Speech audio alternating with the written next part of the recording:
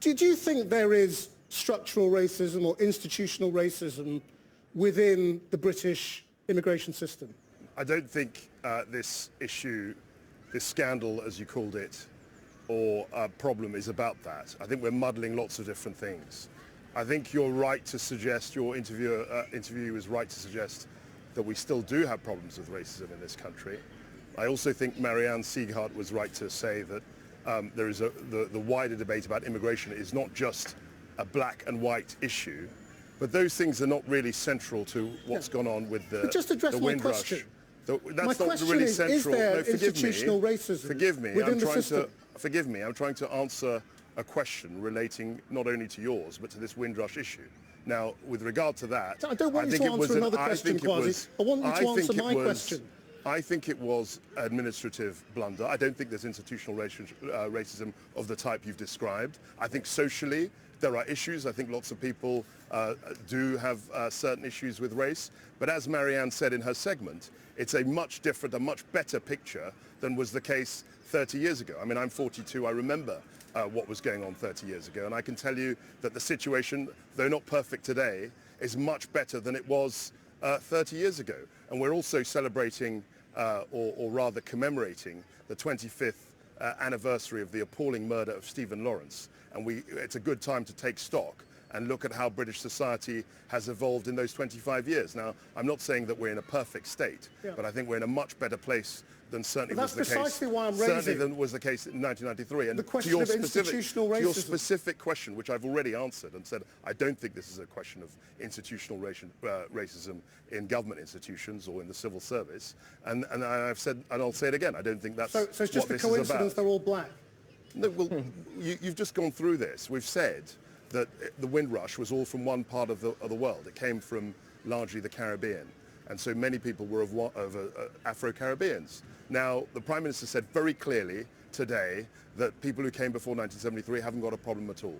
And in fact, in most cases, the vast majority have documentation. For those who don't have documentation, the Home Office has actually undertaken to look into it and to sort this problem out. Okay, there is no question that the people who came on the Windrush and in the generation after that are as British as anyone else and have an absolute right to stay. And the Prime Minister it's just that the Home Office and all the agencies have been questioning it. The Prime Minister and the Home Secretary... Let me just bring in Marcy Phonics. I know you've cut me off, but the Prime Minister and the Home Secretary... Well, you've had a long go, and I will come back to you. Have said that they have a right to stay. Let me bring in Marcy Phonics. What do you feel about that answer? Kwasi,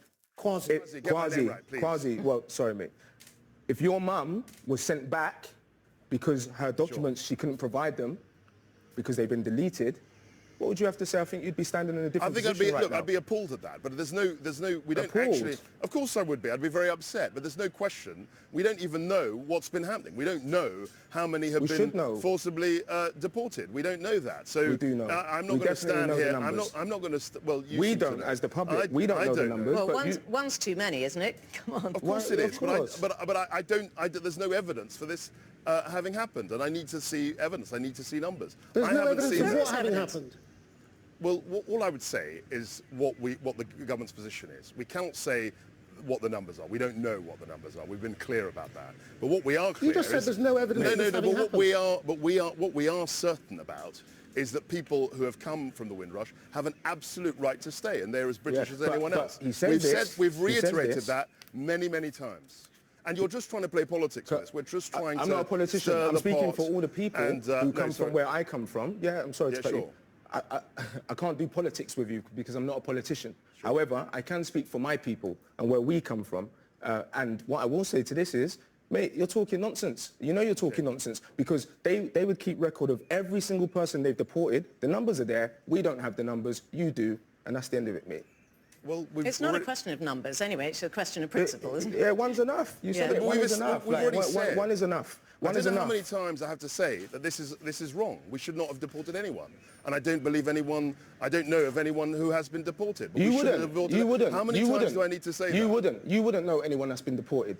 You wouldn't. I wouldn't know of any of them. What do you mean by that? You wouldn't. Come on. What do you mean by that? You are not coming from the same place I'm coming from. You don't represent the same people I represent. You would not know. And you don't care. Come on. You don't care. You don't care. You don't care. It's a job for you Yeah, it's a job for you. This is reality for me. When I leave here, my car can get pulled over for no reason.